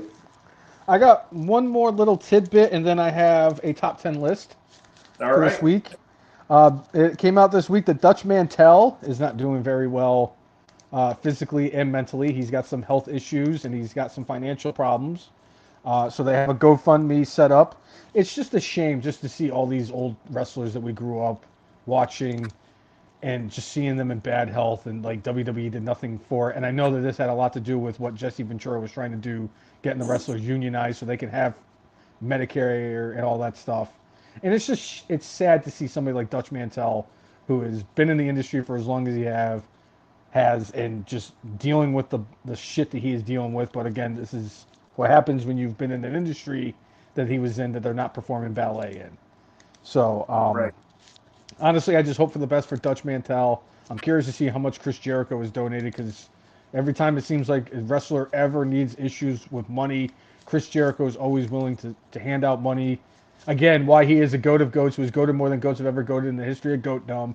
I am withholding my opinions of his appearances and performances in AEW from his GOAT conversation. I'm sorry. The learning tree is no. But Chris again, Bay, who recently got injured in TNA, bad neck issue. Chris Jericho gave a sizable chunk of money, and they were trying to pay for Chris Bay's surgery while also allowing him to have his bills paid while he recovers. So, yeah, that's such a shame too, because that kid is so talented. I love Chris Bay. He's been one of those guys that I've been getting to become a big fan of in Impact, and I was very upset to see that he had such a significant injury. And I hope for the best for him. That's the most important thing. I hope that he has the best life he could possibly have, and whether his career continues or not, it's only God can really tell us in this situation. But I yeah. really truly hope for the best for him, because he is a hell of a talent, hell of a dude Right. too. Really like him. Chris Brown in the chat saying, "I have a question. Dominic on Logan Paul's podcast, where he suggested they team up, and Paul basically said J.D. McDonough is nothing more than dead weight in the Judgment Day.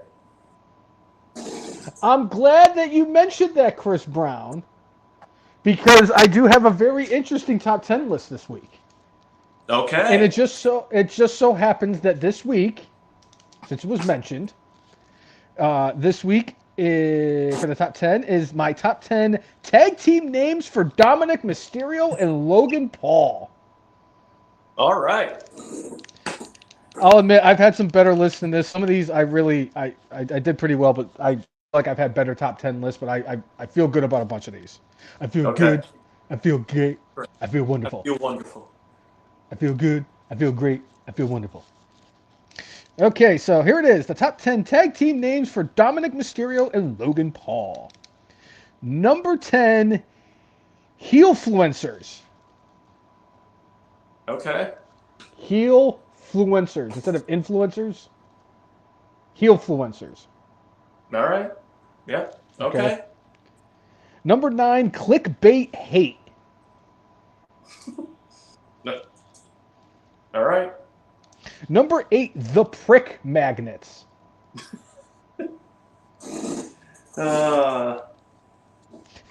Number 7, The Derp Business.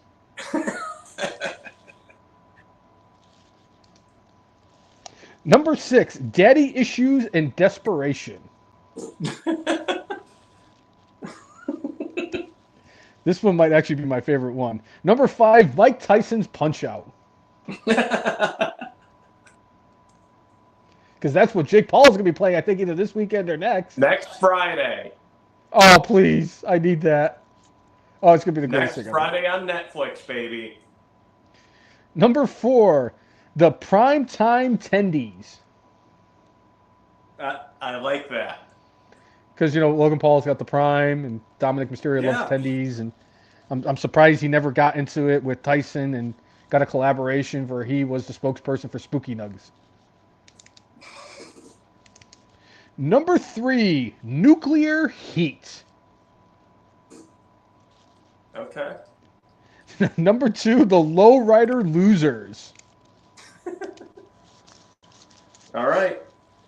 That is tag team names 2 through 10. Cousin Jay, would you like to take a wild guess at what the tag team name that would be number 1 for Dominic Mysterio and Logan Paul? And I'll give you a hint. It's not, no matter what their name is, they'd be a better tag team than the Young Bucks ever were. Okay. It's not that. I think I got it. I got to download Dick Mullet. I had a better one for one, but Nicole was like, you might upset a bunch of people and get yourself in Facebook jail, so that's probably a good idea. So I skipped that one, even though I've said a lot more derogatory, screwed up, fucked up things on this podcast. But this one, the number 1 tag team name for Dominic Mysterio and Logan Paul, the Forest Felons.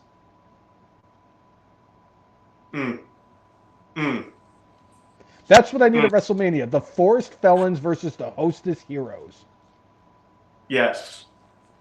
Logan Paul had that incident with the Forest, and obviously we all know that Dominic Mysterio is a felon. Yes. Dirty Dom. He did exactly what Dusty Rhodes said in that infamous promo back in the 80s. He did hard times. He did. 36 hours in jail, just like my dog you did. You doing hard time.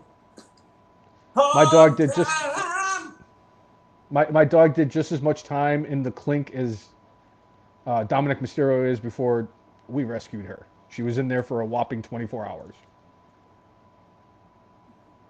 Did she come to your house out of the back of the paddy wagon? No, it would have been great though. Unlike Dominic though, she had zero heat walking into the house. Yeah. And she also doesn't call me a deadbeat dad.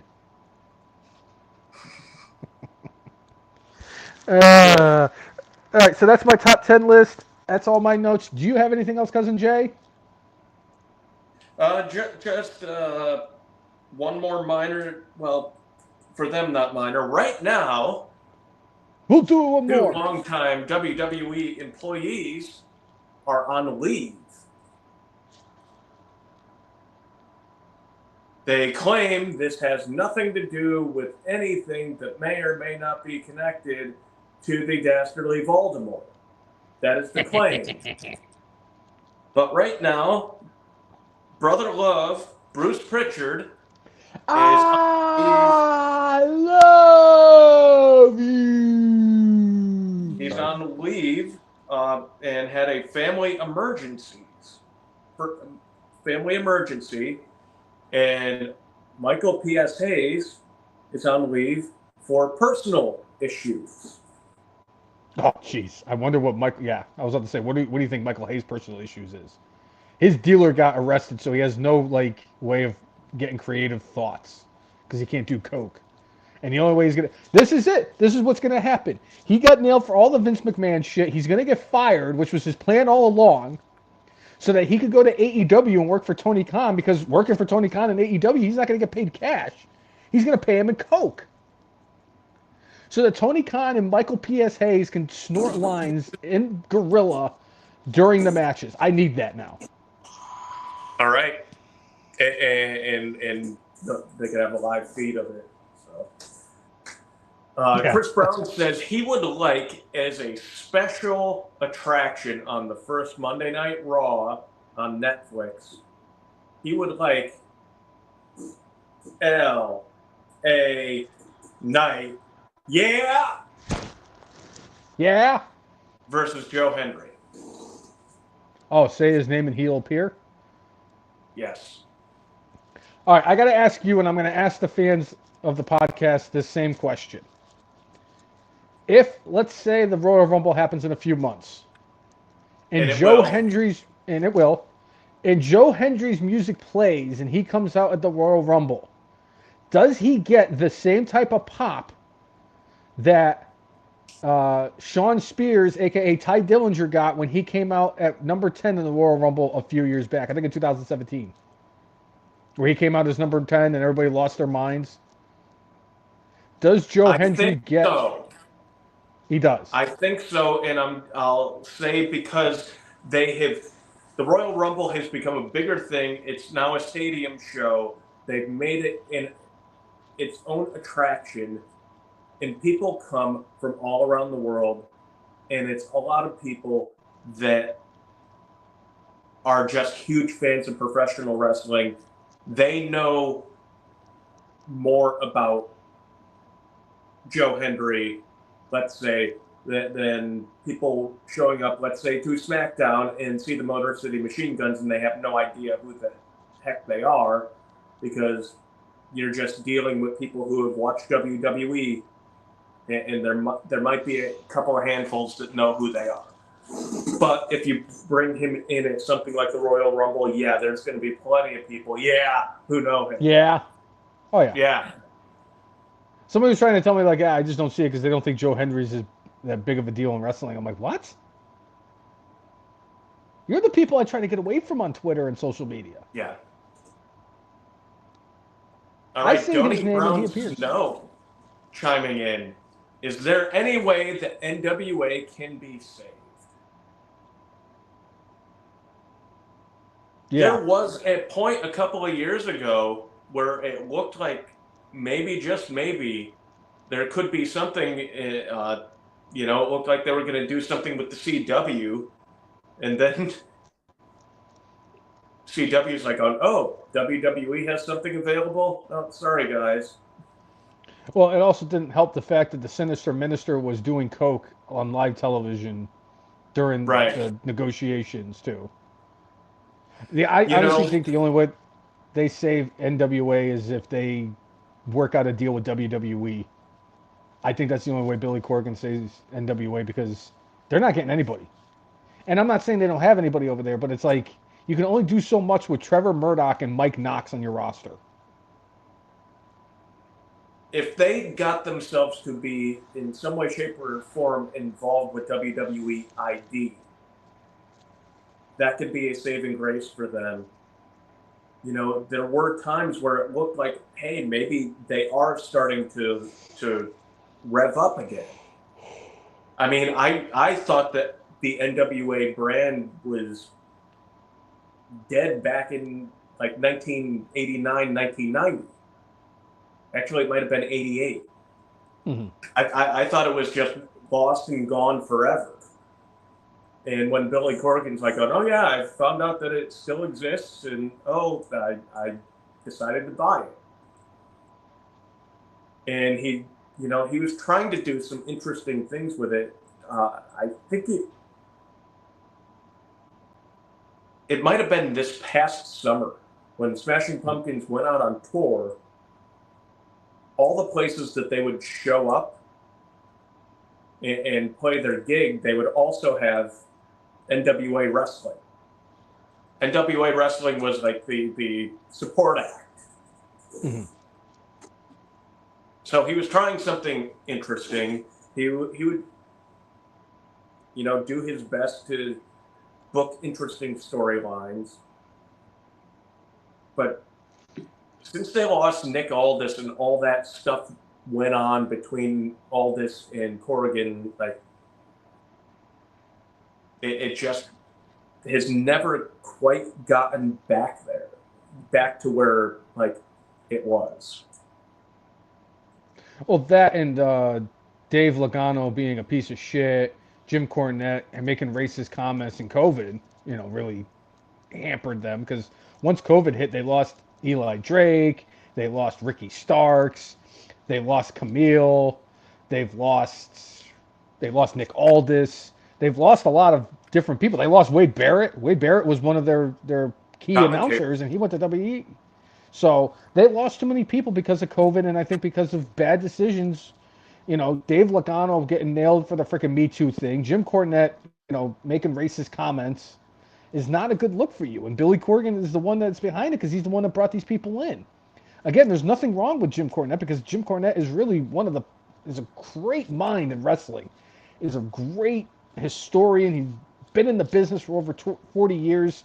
But with somebody like him, it comes with excess baggage that you don't really need, and it's unfortunate. I still listen to his podcast. I have nothing against him. I'm just saying that there was just a lot of things that happened that really affected NWA from being the promotion that Billy Corgan was hoping it was going to be. Yeah, and Don't Eat Brown Snow was not a big fan of the dancing dinosaur being the champion. He's not their champion. It's EC3. No, he's saying he was not a fan. He thought that was part of the downfall. No, it was COVID. COVID and Dave Logano really screwed the pooch for NWA. AEW. And it's unfortunate because I was really rooting for Billy Corgan because I've been a fan of Corgan since his Smashing Pumpkins days. Yes, I like Smashing Pumpkins. Yeah. I do it every year right after Halloween. All right. That was a bad joke. I'm sorry. That was awful. I'm ashamed of myself. It's just luckily for me that there's other things that were more brainless than that joke, so I don't have to give it to myself this week. Right. Yeah. Yeah. But I did say brainless. Do you have anything else? No, I don't. Then I guess that means it is time for our good, our bad, and our brainless. Yeah. So cousin Jay, what do you have for your good this week? This isn't just good. This is great. WWE hiring Gabe Sapolsky to have a major part in WWE ID. There isn't anybody who knows the independent scene or how to build up performers outside of Paul Heyman better than Gabe Sapolsky. Maybe James E. Cornette, but like if you're talking about a guy who knows the indie scene, who literally started up like several wrestling companies and made them successful, Gabe Sapolsky. Yep.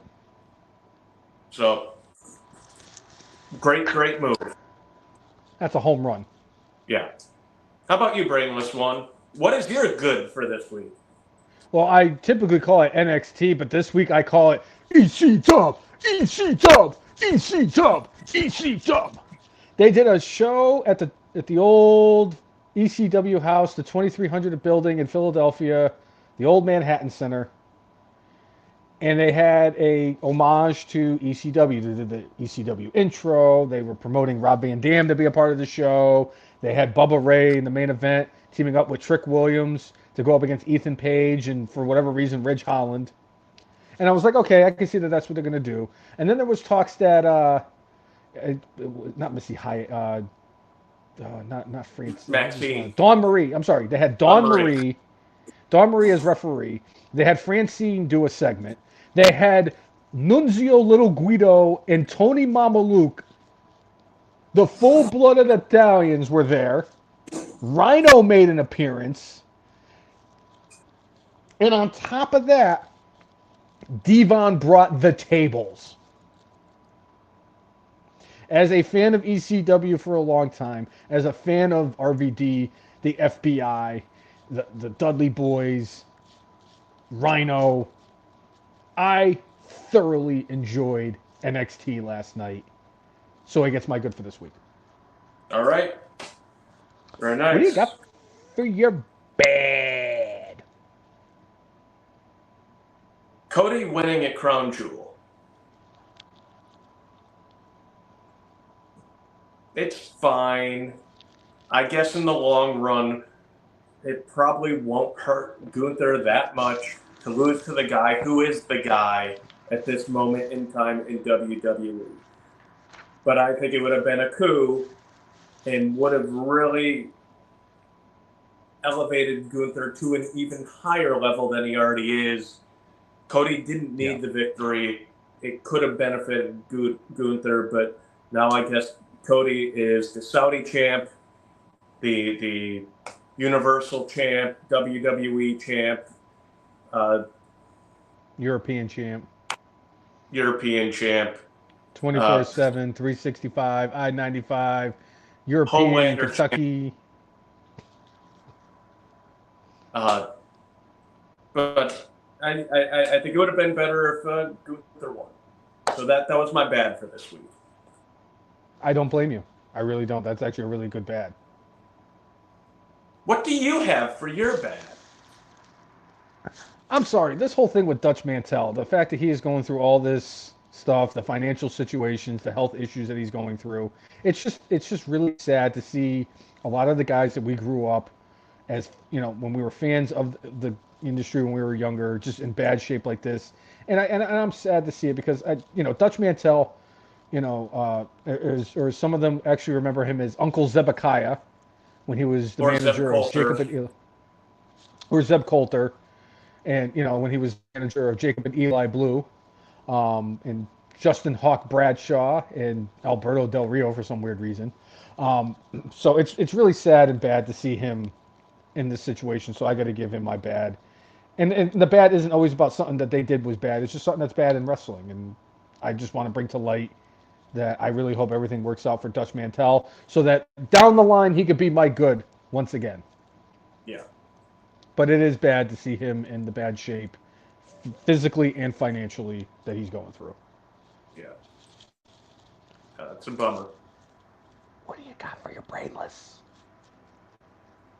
I am pulling a rabbit out of the Brainless hat here. I gotta go this with Brainless wrestling hat? fans.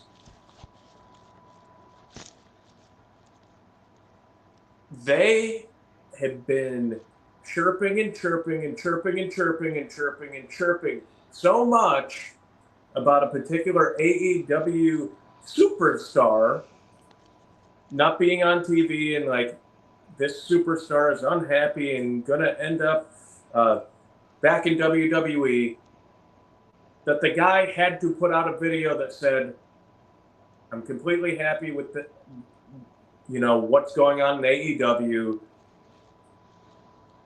I'm going to be here for a long time. Stop it. Malachi Black actually had to put a video out saying, no, I'm not going anywhere. I'm perfectly content where I'm at. Thank you. Good day. See, I understand why they did it. He had a match with Adam Cole on Wednesday. We haven't seen Malachi Black in a one-on-one match except for maybe one other time in like the last 700 days. He goes out there, he loses to Adam Cole, and after the match, he embraced Adam Cole and was waving to the fans as he was leaving the ring. Sounds like a guy who was either leaving wrestling altogether or just leaving AEW. And one of the things he did mention was, I'm not retiring. He's like, I understand that people think I have all these injuries. And that's what I thought was kind of a shot. And he goes, everybody's talking about these injuries and I'm retiring. He goes, I've been perfectly healthy. My back has been fine for 3 years. Yeah, that's because they haven't been booking you, man. Because they like you in a trios team. But, Well, I mean, not having to wrestle 200 days a year will help. yeah. But I get it, and I understand because again, you pulled it out of this hat here, or one of those other hats over there, that Brainless. So I get it, and Yeah. I'm not upset because wrestling fans, at the end of the day, wrestling fans always deserve Brainless when it's warranted, and it's warranted in this one. Because if the dude had to come out and do a video, come on, man. Show some class. Show some dignity. Yeah. Show some fucking guts. Yeah. What do you Yeah. have for your Brainless? You're going to be surprised with my answer. I know, it's a shocker. So when I say that, it means it's going to be one of three things, right? It's either going to be wrestling fans, AEW, or Dave Meltzer. Do you want to venture a guess of which one of those three it is? I'm going to say that it's Uncle Dave. Dave Meltzer is way and not in part of this in any way, shape, or form. All right. We're going to go with AEW? This is not a middle finger to you. This is directed towards AEW for getting my Brainless once again for a record 309th time, even though we've only done 380 episodes and they weren't around for a lot of those 309 episodes. AEW. So they came out this week and they're doing a promotion. If you go out and vote, you will get 40% off any tickets to any show, including their next two pay-per-views. Including, I think it's Revolution, where QT Marshall is going up against the Costco fucker. Yeah. Which will be on W Revolution Zero Dark 30 or whatever the fuck their pre-show is called. Because nobody's gonna pay $50 to watch the freaking Costco guy wrestle fucking QT Marshall. And the reason that it's getting my Brainless is because I am sick and fucking tired of politics being dragged into professional wrestling. It doesn't need to be here. Professional wrestling, professional sports, and all sorts of entertainment are supposed to be our outlets to get away from certain things like this. I don't need the wrestlers telling me to go out and vote. I don't need the actors and the actresses and the singers telling me who I should go out and vote for. I don't even want to deal with the people when I walk up to the place and vote telling me who I should vote for. You think I really want to hear who Taylor Swift or who freaking Hulk Hogan's voting for? No, well, maybe Hulk Hogan. That's a bad example. But my whole thing is why did we bring politics into professional wrestling? Now it's here. And now, not only is it here, but you're enabling politics into wrestling by offering it in promotions. So, I'm sorry. If you need to sell tickets so bad that you have to offer them for 40% off, even for pay-per-views, that's not a good sign either. If you're having trouble selling pay-per-view tickets, there's a problem. And you will be an episode of Dark Side of the Ring at some point in the next 5 years. I'm going to make sure that I narrate it instead of Chris Jericho, because we don't need Chris Jericho narrating an AEW show. But AEW, for promoting the election and offering a 40% off on ticket sales for any shows, including pay-per-views, that is my Brainless for this week. Although Dave Meltzer made one hell of a compelling argument right before the podcast when he was trying to come up with his mental gymnastics of why AEW did so poorly on Wednesday last night, on Dynamite last night. It was Duke Drosy. Duke Drosy. It was Duke Drosy, yes. Anyway, If you like what you've seen, whether you're a first-time watcher or a continuous fan, make sure you like us on Facebook, follow us on the Twitters, follow us on Instagram, and subscribe to us on YouTube at the letter T, the letter H, the letter E, letter F, the letter N, Marks. I don't know how I can't even spell our freaking podcast name right after 379 previous episodes, and the fact staring at the podcast name right to my face, the F and Marks. If you like, follow, and subscribe to us, we will do the same back. That has always been our mantra. And make sure you set notifications so that when we are live, you will be notified that we are alive. So you can join in the conversation and talk about our favorite sport we all love to hate. Professional wrestling. the New York Jets. Yeah? There's nothing in this world I love hating more than the Jets, except maybe the Cowboys and the Yankees and AEW fans. I A couple other like things that I'm that, gonna man. miss. Dak and shit. Nakamura, he'll cut the air. Sorry, I had to go there. Yeah. Guess But anyway, I think it. Absolutely. I think that is it. We did our notes. We talked about Crown Jewel. I did my top 10 list. I'm so glad that we may or may not be getting Logan Paul and Dominic Mysterio at some point down the line as a tag team. And like I said, be more over the tag team than the Young Bucks ever were in the entire history of the existence. We did a good, bad, and brainless. I think that's everything. Yeah, that sounds like everything.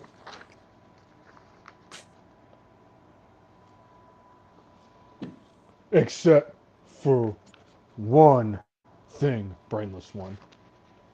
Curtis P. Axel, it is you. So I guess that means that you have something very important you would like to share with everybody. I do, brainless one.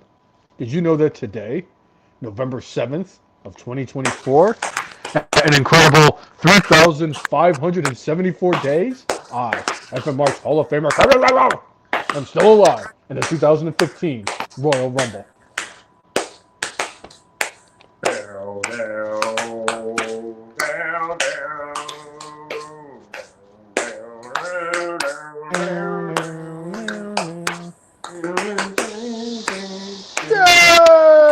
For episode 380 of everyone's favorite wrestling podcast, the FM Marks. I'm Jay. He is. I am the brainless one, and you make sure that you mark out with your guac out. See everyone. We will catch you next week, where we will have our predictions of how quickly Mike Tyson will knock out Jake Paul. And I may or may not be crying because the Giants may not be starting World War III in Germany on Sunday. Yeah. Until then. Yeah. Same bat time, same bat channel. Yeah. Yeah. Yeah. Yeah. Yeah.